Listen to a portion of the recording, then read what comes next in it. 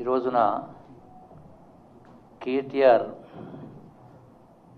Press meet పెట్టి సుదీర్ఘంగా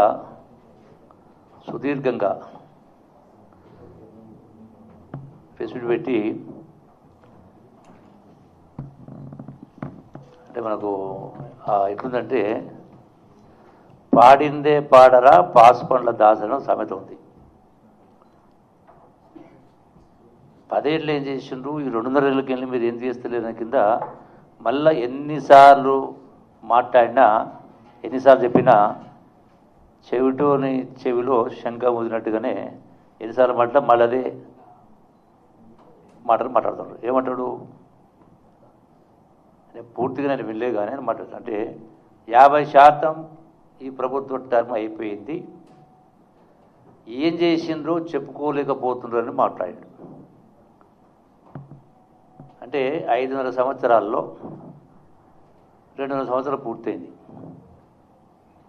ఈ 2.5 సంవత్సరాలు కాకుండా మళ్ళీ కూడా చెప్తా ఉన్నాం, ఈ వచ్చే 2.5 ఏళ్ళే కాకుండా ఇంకా వచ్చే 5 ఏళ్ళు కూడా 7.5 ఏళ్ళు ఉండవని గతంలో అందరం పదే చెప్తా ఉన్నాం. ఎందుకు చెప్తా ఉన్నాం? ఒక ఆధారం ఉంది. మా గౌరవ ముఖ్యమంత్రి 10 సార్లు చెప్పడం జరిగింది. గతంలో చంద్రబాబు నాయుడు గారు 10 సంవత్సరాల పరిపాలన చేసింది. దాని తర్వాత కాంగ్రెస్ ప్రభుత్వం మళ్ళీ 10 సంవత్సరాల పరిపాలన చేసింది. దాని తర్వాత కేసీఆర్ బీఆర్ఎస్ పార్టీ 10 సంవత్సరాల పరిపాలన చేసింది. అంటే ఈ పరంపర కొనసాగుతూ ఉంది. మళ్ళీ ఈ 10 సంవత్సరాలు కాంగ్రెస్ పార్టీ పరిపాలన చేస్తుంది. అంటే అదొక అంశం మాత్రం చెప్తున్నాను. దీనికి కారణం ఉంది. ఎందుకు కారణం ఉందంటే తెలంగాణ వచ్చిన నేపథ్యం, తెలంగాణ త్యాగాలు ప్రపంచ చరిత్రలోనే ఎక్కడ జరగనట్టు ఉద్యమం జరిగింది. వందలాది మంది బిడ్డల ప్రాణత్యాగాలు చేశారు. అంతకుముందు తెలుగుదేశం ఉద్యమం కూడా 300 మంది కాల్పులకు గురైనారు.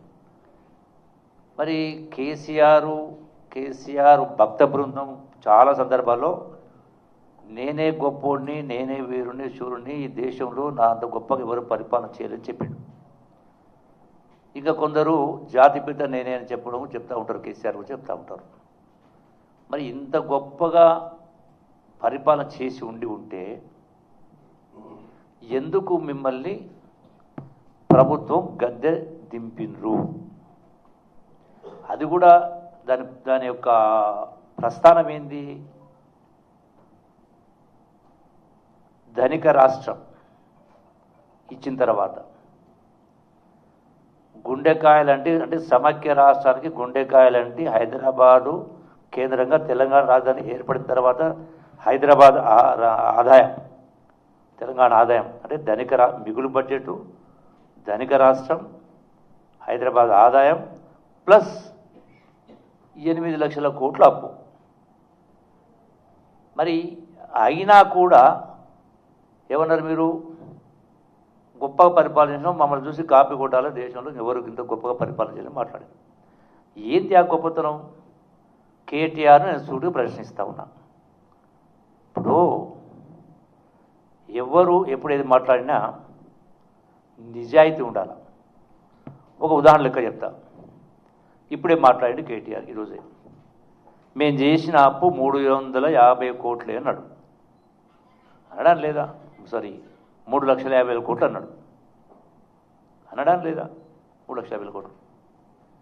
రెండో మాట ఆ మాట ఇంకోటి ఉంటాడు. మేము బహిరంగంగా సవాల్ విసురుతూ సిద్ధం లెక్కలు అన్నాడు. అరే, బహిరంగంగా ప్రజలు మొత్తం యావత్ రాష్ట్ర ప్రజలు చూసేది శాసనసభ చూసినా చూడలేదా? రాష్ట్ర శాసనసభలో నిండు సభలో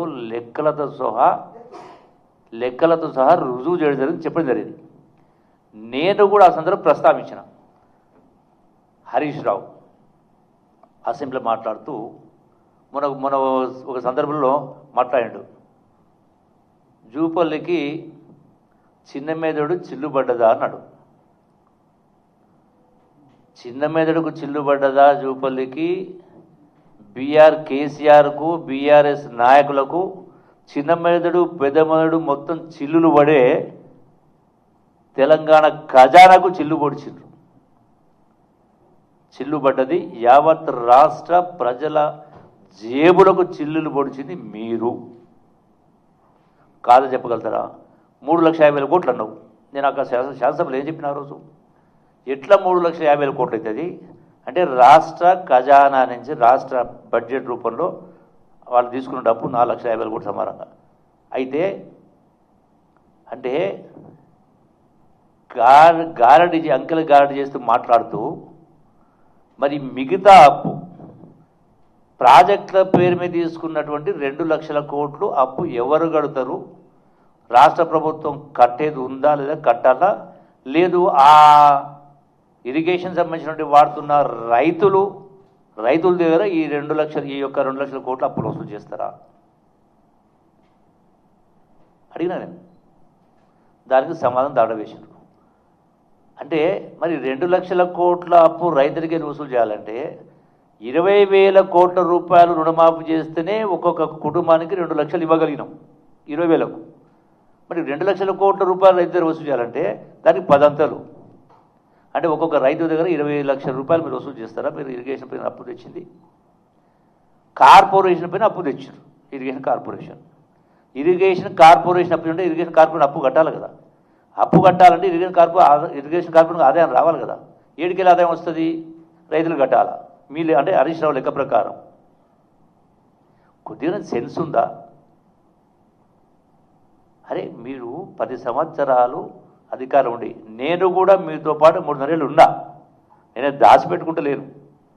ఎట్లా ఇంత నిండు సభల్లో అబద్ధాలు చెప్పి ఇది ఒకటే కాదు, మిషన్ భగీరథ కార్పొరేషన్ కూడా పెట్టి మిషన్ భగీరథ పైన కూడా సుమారుగా సబ్జెక్ట్ టు కరెక్షన్ 40,000 కోట్ల రూపాయలు అప్పు చేశారు. మరి 40,000 కోట్ల అప్పు ఎవరు కట్టాలా? కార్పొరేషన్కు. అంటే ఆదాయం రావాలా? కార్పొరేషన్కి ఆదాయం ఎట్లా వస్తుంది? మిషన్ భగీరథకు ఎవరో డబ్బులు కట్టాలి కదా. అంటే నీళ్లు తాగుతున్న ప్రజలు కట్టాలనా? వసూలు చేస్తారు ప్రజల దగ్గర 40,000 కోట్లు. అంటే ప్రతి ఇంటి నుంచి మీరు మరి ఈ లెక్క ప్రకారం 20,000 కోట్ల రూపాయలు రుణమాఫీ చేస్తే ఒక కుటుంబానికి 20,000 కోట్లు ఇస్తే ఒక కుటుంబానికి 2,00,000 రూపాయలు అప్పు మాపేయింది. అది కూడా రైతాంగానికి, అన్ని కుటుంబాలు కాదు కదా. మరి మీరు ఈ 2,00,000 కోట్ల ఈ యొక్క 40,000 కోట్ల రూపాయలు అంటే ఒక్కొక్క కుటుంబం నుంచి మీరు ఎన్ని లక్షలు వసూలు చేస్తారు మంచినీళ్ళు తాగడానికి? ఇది ప్రభుత్వం చేసిన అప్పు కాదా? నిజమా అబద్ధమా?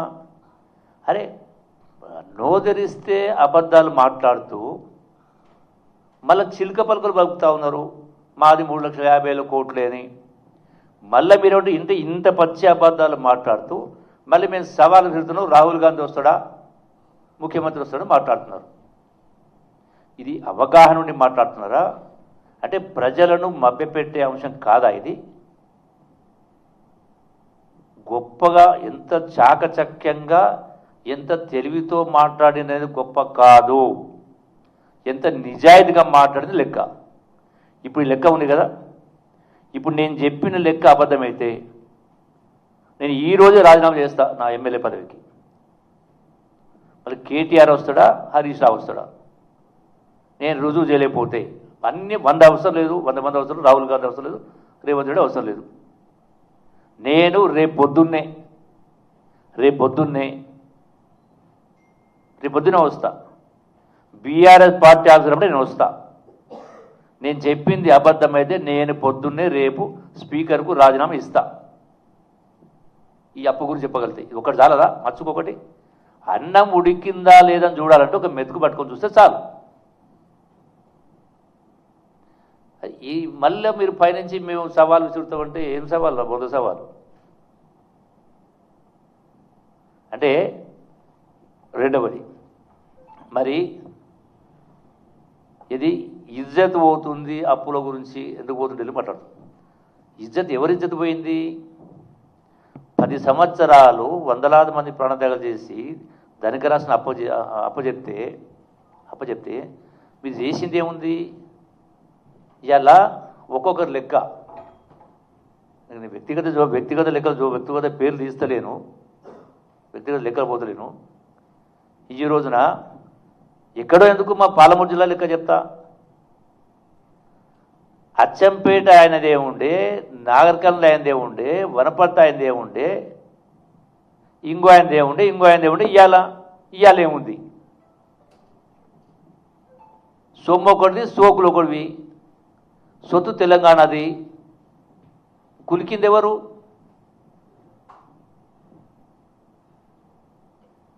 నిజం నిష్ఠూరంగానే ఉంటుంది. ఎప్పుడే కానీ ఇంత ఎందుకంటే మీ యొక్క పదవి నుంచి గద్దె దించిండ్రు అంటే ప్రజలు తప్పు చేసిండ్రా? ప్రజలు ఇప్పుడు దాకా దేశంలో తప్పు చేసిండ్రా ప్రజలు ఎప్పుడైనా? 1979 ఇందిరాగాంధీ ఆ రోజు అధికార పార్టీ నుంచి కాకుండా ప్రత్యేకంగా ఇందిరమ్మ పార్టీ పెట్టి చేస్తే ప్రజలు గెలిపించలేదా? ఆనాడు ఈ యొక్క సామాజిక సాంకేతిక విప్లవం లేదు కదా. బట్ దేశంలో అందరూ ఒక్కొక్కరు కూడబలుకొని మాట్లాడుకున్నారు. ఎవరన్నా ఎట్లా అంటే ప్రజల తీర్పు అనేది అన్ని గమనించారు. అట్లనే ఎందుకు 78 టీడీపీ పార్టీ వచ్చింది. ఆ సందర్భాన్ని బట్టి ప్రజలకు మొత్తం అర్థం చేసుకున్నారు.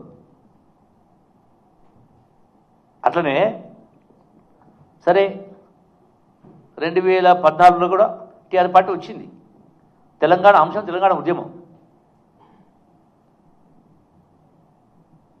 అందుకనే ఆనాడు ఆ పార్టీ వచ్చింది. తెలంగాణ రాష్ట్రం ఇచ్చింది సోనియా గాంధీ గారు. అంటే వీళ్ళ యొక్క గారడి మాటల వల్ల, నేను మళ్ళీ చెప్తా ఉన్నా, నేనే తెచ్చినా నేమే బీఆర్ఎస్ తెచ్చిన తెలంగాణ అంటే వాళ్ళది తప్పు, వాళ్ళ భ్రమ. అట్లంటే బీజేపీ ప్రభుత్వం 2002 అనుకుంటా, 2000 సంవత్సరం ఉత్తర భారతంలో 3 రాష్ట్రాలు ఇచ్చిండ్రు. తెలంగాణ అప్పుడు ఎందుకు ఇవ్వలే? అప్పుడు తెలంగాణ కూడా ఉంది కదా డిమాండ్, ఎందుకు ఇవ్వలే? కేవలం రాజకీయ కోణంలో ఆనాడు తెలంగాణ రాష్ట్రం ఇవ్వలే. ఆనాడు ఉన్నటువంటి తెలుగుదేశం ప్రభుత్వం, ఆనాడు ఉన్న చంద్రబాబు నాయుడు గారు, ఆయనకు ఉన్నటువంటి 30 సీట్లు 33 పార్లమెంట్ సీట్ల కారణంగా ఆనాడు ఇవ్వలే. మరి అదే కోణంలో చూస్తే కేసీఆర్ ఎంత ఉద్యమం చేసినా సోనియా గాంధీ గారికి తెలంగాణ ఇవ్వాలని లేకపోతే రాజకీయ కోణంలో ఆలోచన చేస్తే దేశంలో 28 రాష్ట్రాలు, 28 రాష్ట్రాల్లో ఆనాడు ఆంధ్రప్రదేశ్ ఒకటి. ఒక రాష్ట్రం వస్తేంది లేకపోతేంది ఒకవేళ అని అనుకొని ఉంటే తెలంగాణ వచ్చేదా? అంటే ఆనాడు 4 సంవత్సరాల పాటు ఆలస్యం కావడానికి కారణం కూడా ఆనాడు ఆంధ్రాలో 25 మంది పార్లమెంటు మెంబర్లు, ఆనాడు ఉన్నటువంటి ఆంధ్ర ఎంపీలు 25 మంది రాజీనామా చేస్తే పార్లమెంటు పడిపోతే ప్రభుత్వం పడిపోతుంది. తెలంగాణ బిల్లు ప్రవేశించే అవకాశం ఉండదు.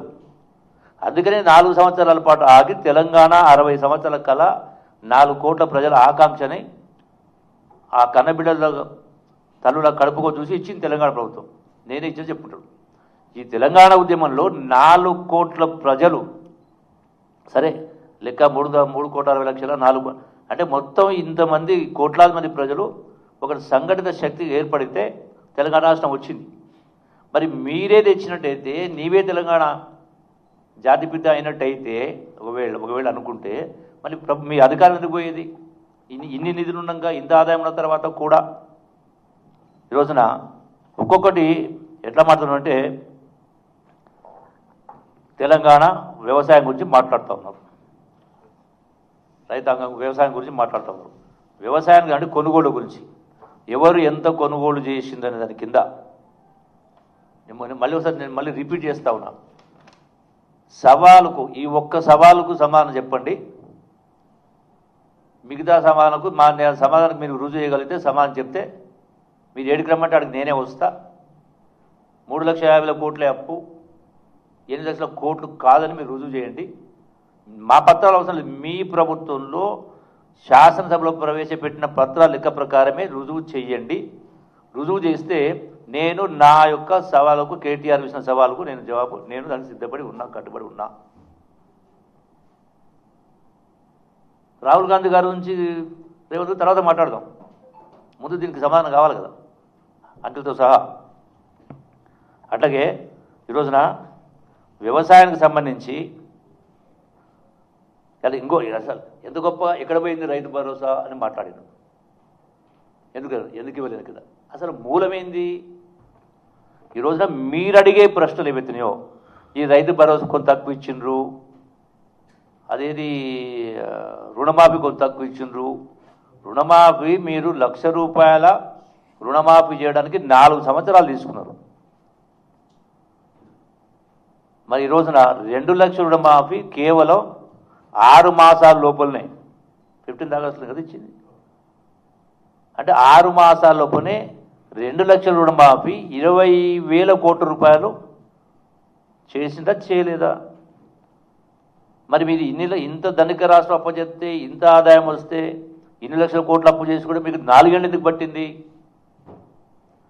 కొన్ని రైతు భరోసా గురించి మాట్లాడుతున్నారు, మేము గొప్పగా మేము ఇచ్చినమని. మన 2023 ఎన్నికల సందర్భంలో ఎన్నికల కోసం, అధికారం రావడం కోసం, ఓట్ల కోసం రైతు భరోసా ఇవ్వడానికి మీరు రింగు రోడ్డు అమ్మిండ్రా అమ్మలేదా? 30 సంవత్సరాలకు ఆ వచ్చిన రింగు రోడ్డు 7,000 కోట్ల రూపాయల్లో subject to some small correction 5,800 కోట్లు సుమారుగా రైతు భరోసాకు ఈ డబ్బులు రాగానే అవే డబ్బులు రైతుల ఖాతాలో జమ చేసిండ్రా చేయలేదా? ఇది రెండవ సవాల్. ఇది కాదని చెప్పండి, రుజువు చేయలేకపోతే నేను సిద్ధంగా కట్టుబడి ఉంటాను రాజీనామాకు. అట్లాగే ఈరోజున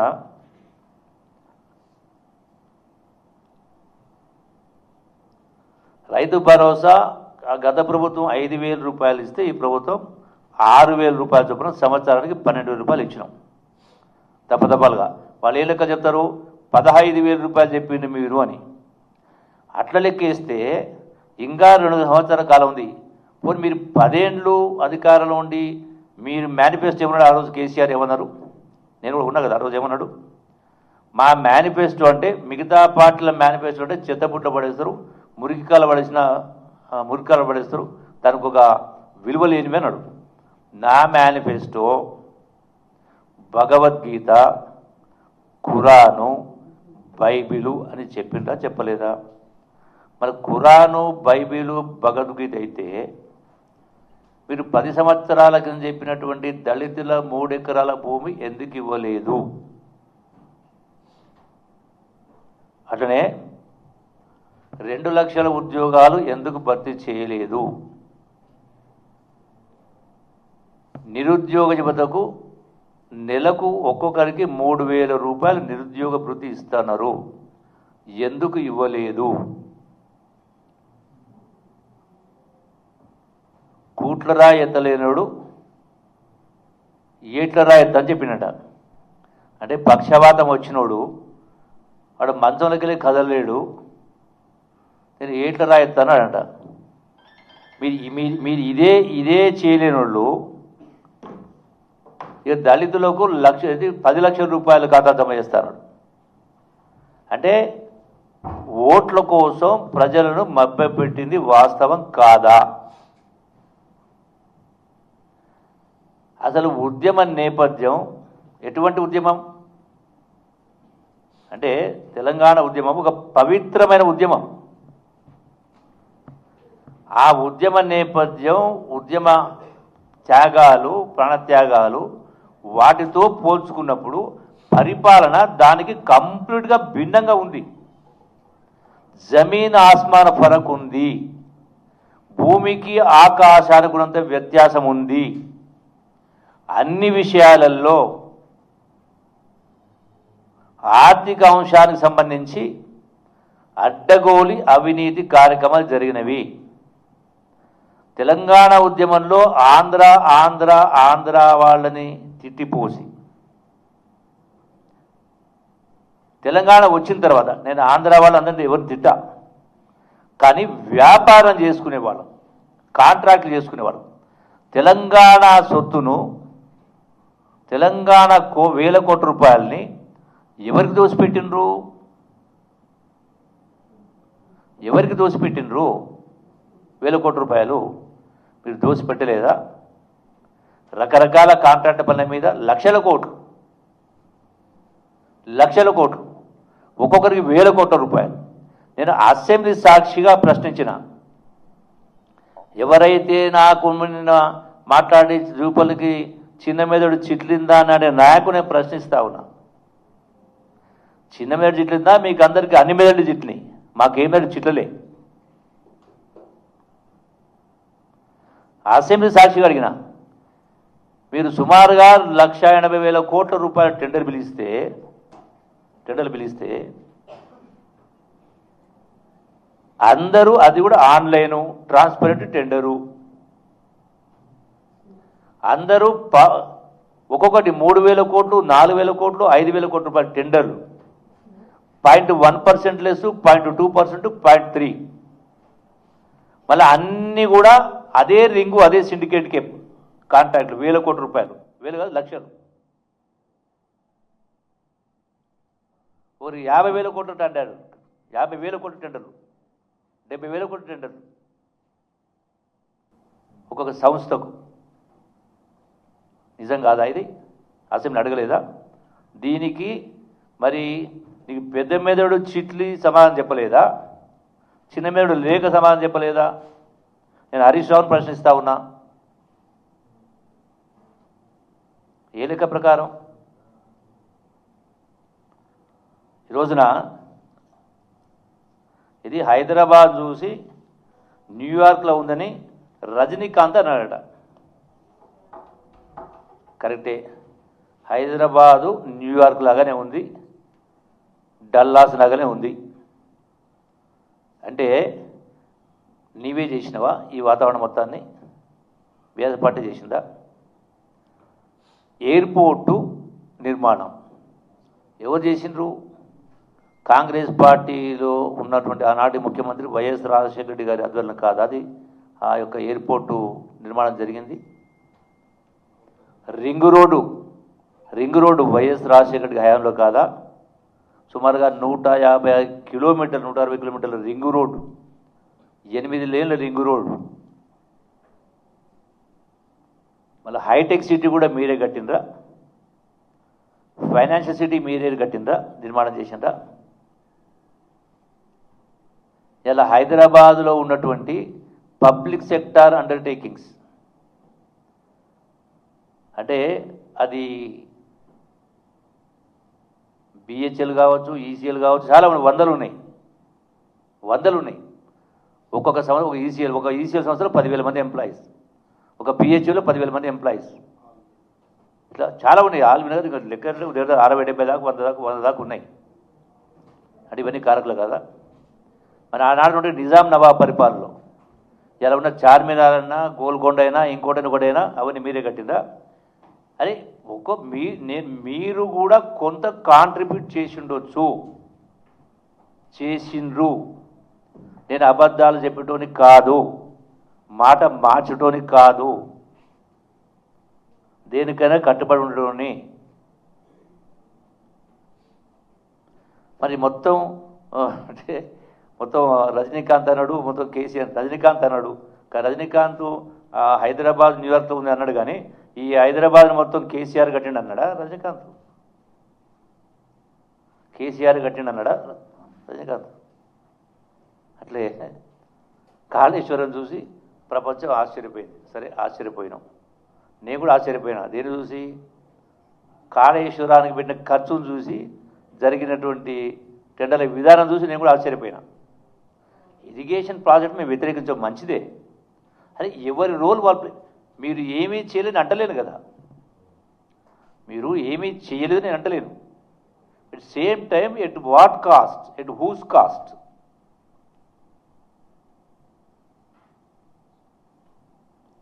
అంటే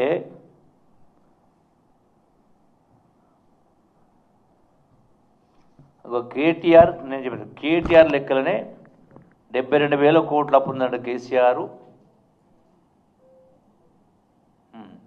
కేసీఆర్ పదవి తీసుకున్నప్పుడు 2 జూన్ 2014లో 72,000 కోట్లని కేటీఆర్ ఇవాళే మాట్లాడింది కదా. అది దిగిపోయినాడికి 3.5 లక్షల కోట్లని మాట్లాడినాం.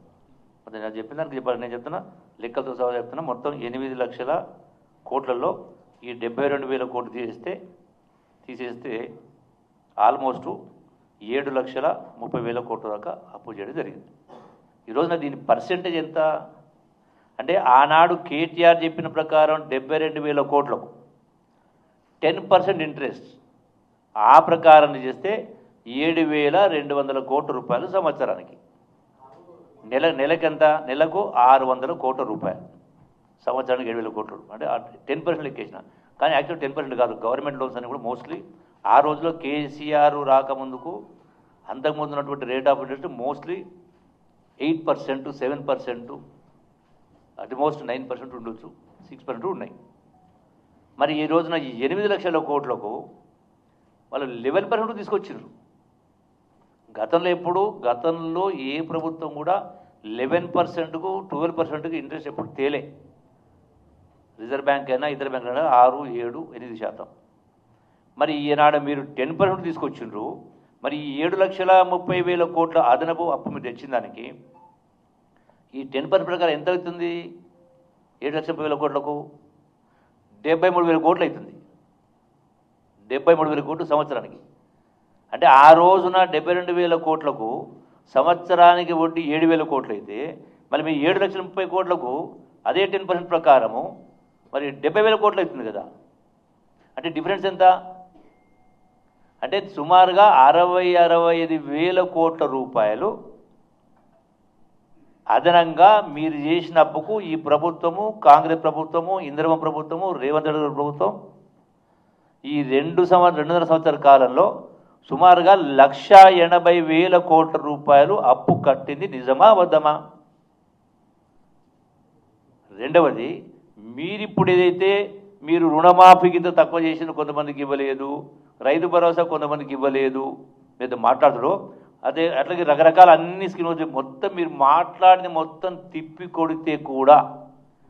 తిప్పికొట్టినా మలమల తిప్పినా ఎట్లా తిప్పినా మొత్తం తిప్పికొట్టే మీరు మాట్లాడి 20-30 కోట్లు.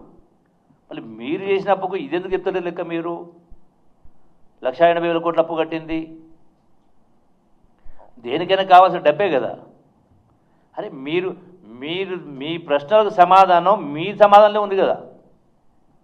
మీరు మాట్లాడే బీఆర్ఎస్ పార్టీల నుంచి కేటీఆర్ మాట్లాడినా, హరీష్ రావు మాట్లాడినా, ఇంకో నాయకుడు ఎవరు మాట్లాడినా మీ అన్ని ప్రశ్నలకు సమాధానం దీనిలో ఉందా లేదా?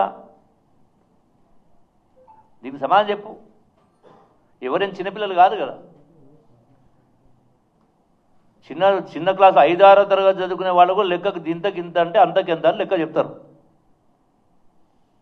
అంటే ప్రజలను మభ్యపెట్టడం కోసం, తికమక చేయడం కోసం ఏదో వాళ్ళకి ఏం తెలియదు కాబట్టి ఇవన్నీ మాట్లాడుతూ ఉంటారు. ఇందులో నేను మాట్లాడిన దానిలో ఏ ఒక్కటి అబద్ధమైనా నేను కేటీఆర్ వేసిన సవాలుకు నేను సిద్ధంగా ఉన్నా. దండుపాల్య మూట అని మాట్లాడింది. ఇప్పుడు దీన్ని ఏమంటారు? దీన్ని ఏముట అంటారు? నేను పేర్లు చెప్పకుండా కొన్ని చెప్పిన. ఇలా చాలామంది ఇలా ఇరిగేషన్ లెక్కలు చెప్పిన, కాంట్రాక్టర్ లెక్కలు చెప్పిన, మళ్ళీ వాస్తవం ఎవరి స్థితిగతులు ఏంది, ఇయ్యాల స్థితిగతి ఏంది అని లెక్కలు కనపడతలేవా? మరి దీన్ని ఏముట అంటారు? అంటే మీరు రాష్ట్రాన్ని అప్పుల కుప్ప చేసి, అవినీతిమయం చేసి, లూటీ చేసే కార్యక్రమం చేసి, అడ్డగోలి నిర్ణయాలు తీసుకొని, బాధ్యతారాహిత నిర్ణయాలు తీసుకొని రాష్ట్రాన్ని మొత్తం టోటల్గా లూట్ చేసే కార్యక్రమం మళ్ళీ మీరే ఉల్టా చోర్ కోత్వాల్కు డాటా అన్నట్టుగా దొంగ అన్నట్టుగా మాట్లాడితే ఇది ఎంతవరకు సబబని నేను కేటీఆర్ గారిని ప్రశ్నిస్తూ ఉన్నా. ఈరోజున రాష్ట్ర ఆదాయానికి సంబంధించి కూడా పడిపోయిందని మాట్లాడారు. ఇంతకుముందే ఆ సమీక్షలో ముఖ్యమంత్రి గారు, బట్టి విక్రమార్క గారు, పొంగులేటి సమీక్షలు ఇంతకుముందు ఆదాయం గతం కంటే పెరిగింది, పడిపోలే. మీరు ఆదాయం పెంచినట్టు మాట్లాడారు. ఆ లెక్క కూడా వస్తా. ఆదాయం ఎట్లా పెంచారు మీరు? ఓ లెక్క ఎక్సైజ్ ఆదాయం ఉంది 10,000 కోట్లు ఉంటే దాన్ని మీరు రేట్లు పెంచి, లిక్కర్ రేట్ కాదు ట్యాక్స్ పర్సంటేజ్ పెంచి, ట్యాక్స్ పర్సంటేజ్ అంటే 100% ఉన్న ట్యాక్స్ను 500%, 600% చేసి దాన్ని 10,000 కోట్లను 36,000 కోట్లు అంటే 354% ఒక దానినే పెంచేసే కార్యక్రమం చేసింది. అట్లాగే స్టాంపు కావచ్చు, స్టాంప్ డ్యూటీస్ కావచ్చు, రకరకాల. సేమ్ టైము డెవలప్మెంట్ అనేది డెఫినెట్గా it's a continuous process. Private వ్యక్తులు, పారిశ్రామికవేత్తలు, ప్రైవేట్ ఇండివిజువల్స్ కానీ ఎవరు చేసే వృత్తులు వాళ్ళు చేసుకోవడం వల్ల ఆ సైకిల్ చైన్ అనేది దాని మూలంగా ఆదాయాలు ఇట్లకు పెరుగుతూనే ఉంటాయి. పెరిగింది మొత్తం మీరే పెంచిన మాట అంటలేను. సేమ్ టైం మీరు ఏమీ చేయలేని మాట కూడా అంటలేను. ఎవరు చేసే వాళ్ళు చేస్తున్నారు, కానీ మీరు నాశనం చేసింది అంటున్నా. ఇంత గొప్పగా తెలంగాణ వచ్చి సోనియా గాంధీ గారు తెలంగాణ రాష్ట్రాన్ని అప్పగిస్తే మీరు ఇంత ఇదిగా పూర్తిగా దాన్ని నాశనం చేసేటువంటి కార్యక్రమం చేసినట్టు మాట్లాడుతూ ఉన్నా.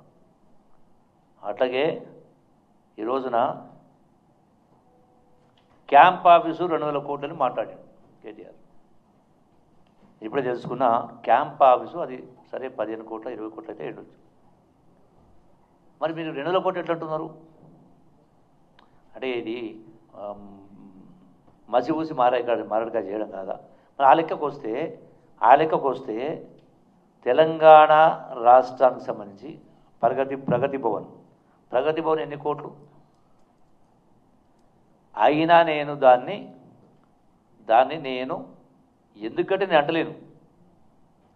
రాష్ట్రానికి ఉండాలని చేసిందని నేను తప్పుపట. అది నా ఇండివిజువల్ వ్యక్తిగత అభిప్రాయం. మీరు ఏదో సొంతానికి అంటే రేవంత్ రెడ్డి గారు సొంతానికి కట్టుకున్నాడా? ప్రభుత్వం ఆస్తి ప్రభుత్వానికి వసతి కోసం, అవసరాల కోసం, వీటి కోసం కడతారు. మీరెట్లయితే సెక్రటరీ కట్టినరో, ఇంకోటి చేసినరో చేస్తారు కదా. సో దాన్ని కూడా మీరు విమర్శించే కార్యక్రమం చేస్తే ఎట్లా?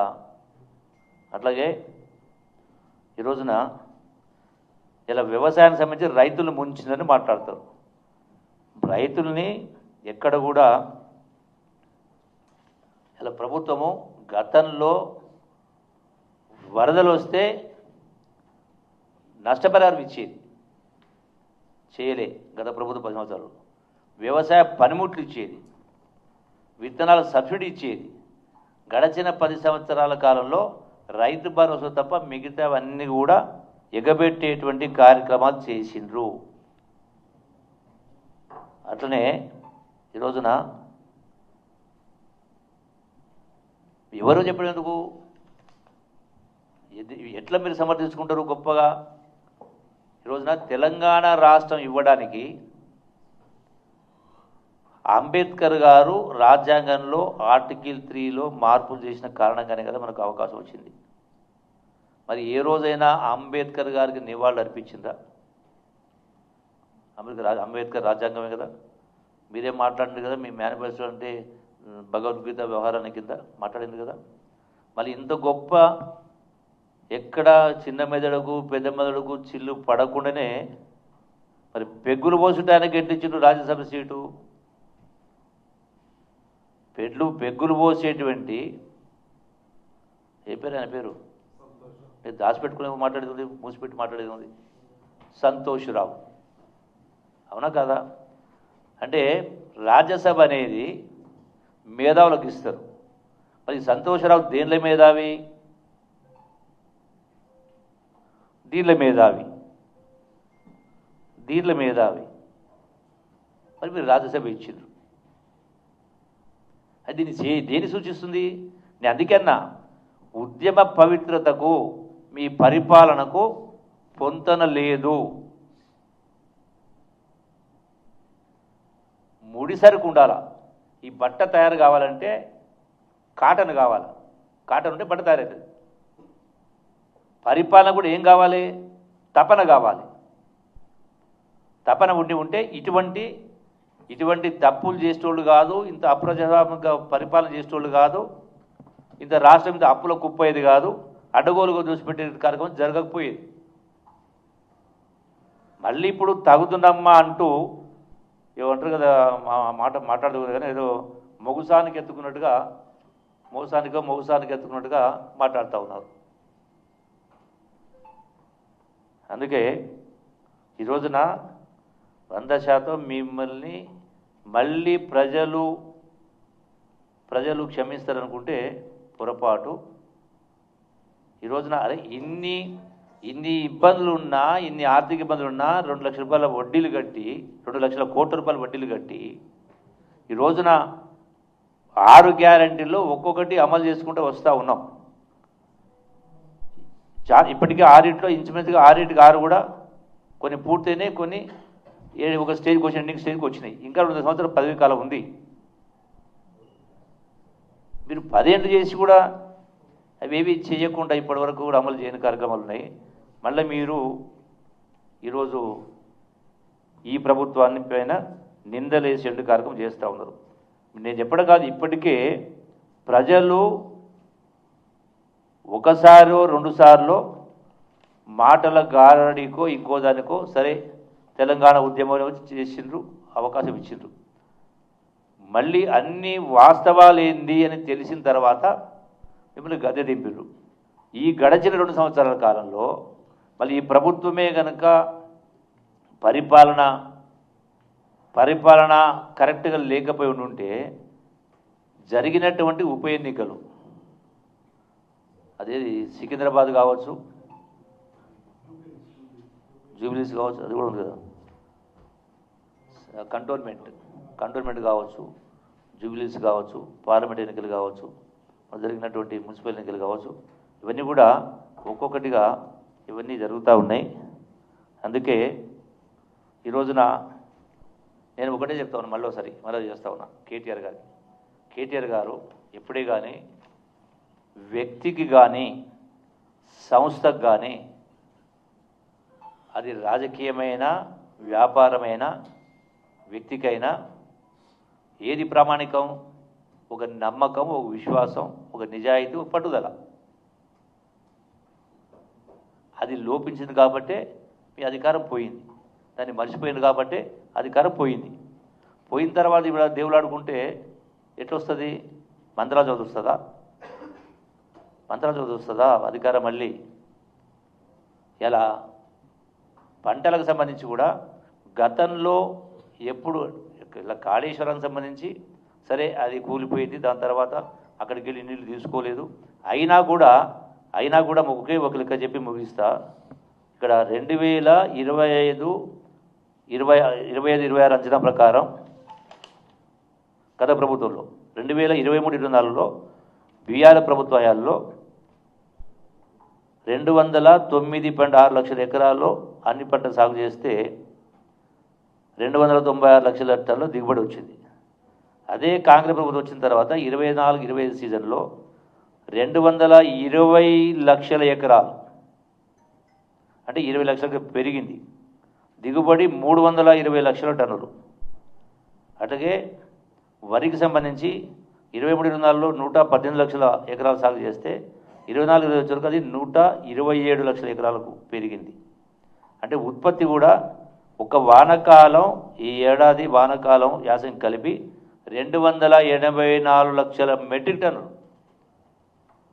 అంటే చాలాసార్లు మా ఉత్తమ్ కుమార్ గారు చెప్పినారు, దేశంలోనే అత్యంత ఎక్కువ దిగుబడి వచ్చినటువంటి రాష్ట్రం.